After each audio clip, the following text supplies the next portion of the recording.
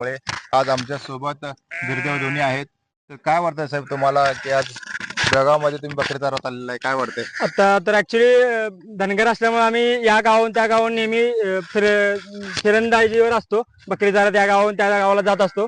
आणि काल दुपारी 2:30-3 वाजता बकरी कातरत असताना रिझल्ट आल्यानंतर रिझल्ट पाहून खूपच भारी वाटलं की म्हणजे धनगराचा मुलगा पण इतक्या उंचावरची शिखरं गाठू शकतो.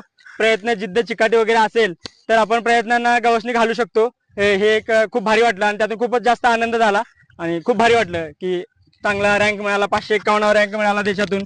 खूप भारी वाटतंय की हे यश प्राप्त केल्यानंतर.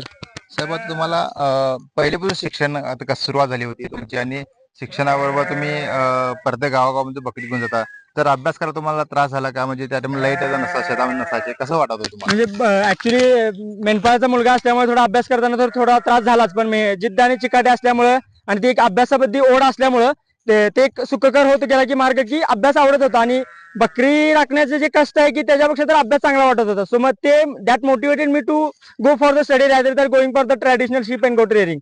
So that help me or that motivated me to go for the preparation of the UPSC civil services.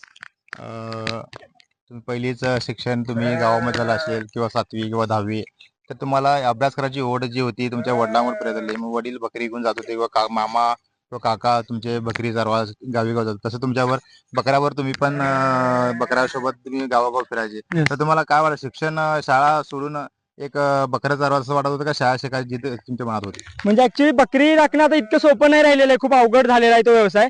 आणि गडी मिळत नाहीत आणि चारा शेतकरी पण शेताच्या बांधाला येऊ देत नाही, त्यामुळे मेंढपाळ हा याचा व्यवसाय करणं खूप डिफिकल्ट झालेला आहे.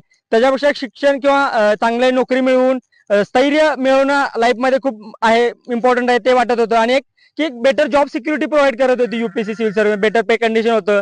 त्याच्या आधारे मी आई वडिलांची किंवा भाऊ आणि त्या सगळ्यांची काळजी घेऊ शकत होतो. सो एक जे काय ते म्हणतो की इनस्टेबिलिटी जी होती की जे शेपर्डिंग मध्ये आहे त्याच्यापेक्षा मी स्टॅबिलिटी प्रेफर केली जी UPSC मला प्रोव्हाइड करत होती. सो मग ते एक हेल्पफुल होते की अभ्यास केल्यानंतर आपण आपल्या कुटुंबांचा आपण परिस्थिती बदलू शकतो. ती एक जिद्द आणि ती एक बोचट होती गोष्ट ती सतत. सो ती मला हेल्प केली की अभ्यास करून तू चांगलं यश मिळवू शकतोस. गावामध्ये तुम्ही आता पहिलाच अधिकारी होत असणार असं मला वाटतंय केमगरे गावामध्ये एमगे. एमके गावामध्ये. तर कागल तालुक्यामध्ये आणि कोल्हापूर जिल्ह्यामध्ये तुम्ही एक नाव तुमचं विज्युअल करणं, गावचं नाव विज्युअल करायचं काम तुम्ही एक हाती घेतलेलं होतं आणि पूर्ण ते करून दाखवलेलं आहे. असं मामाचं आणि आज मामाबरोबर तुम्ही ह्या ठिकाणी आता बकरी चारवायला आलेला आहे.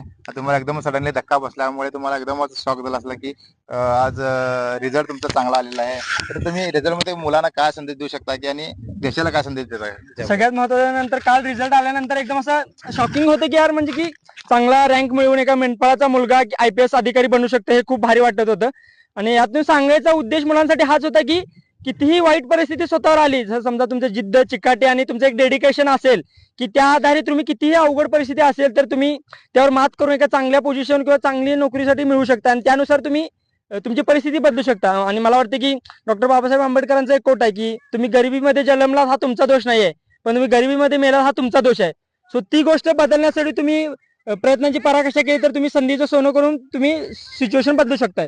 सो मला मुलांना हे सांगायचं की या गोष्टीतून प्रेरणा घेऊन माझ्यासारखा एखादा विद्यार्थी करू शकतोय तर आपण सगळेही करू शकतो. सो यातून मला हा संदेश द्यायचा की गावाकडच्या मुलांनी कोणत्याही गोष्टीला घाबरून न जाता आपले प्रयत्न आणि चिकाटीनं करून ठेवले तर सगळ्या गोष्टी साध्य करणं सोपं आहे.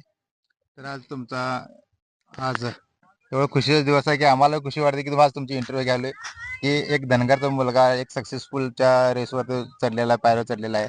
तर तुम्हाला काय वाटतंय की एक गावाच्या मुलं किंवा गावाच्या लोकांना तुमचा सत्कार आता करण्यात येतील असं वाटतंय? तर कोल्हापूर जिल्ह्याचं नाव तुम्ही उज्ज्वल केलेलं आहे आणि धनगर समाजामध्ये तुमचं नाव आता झालेलंच आहे. परत तुम्ही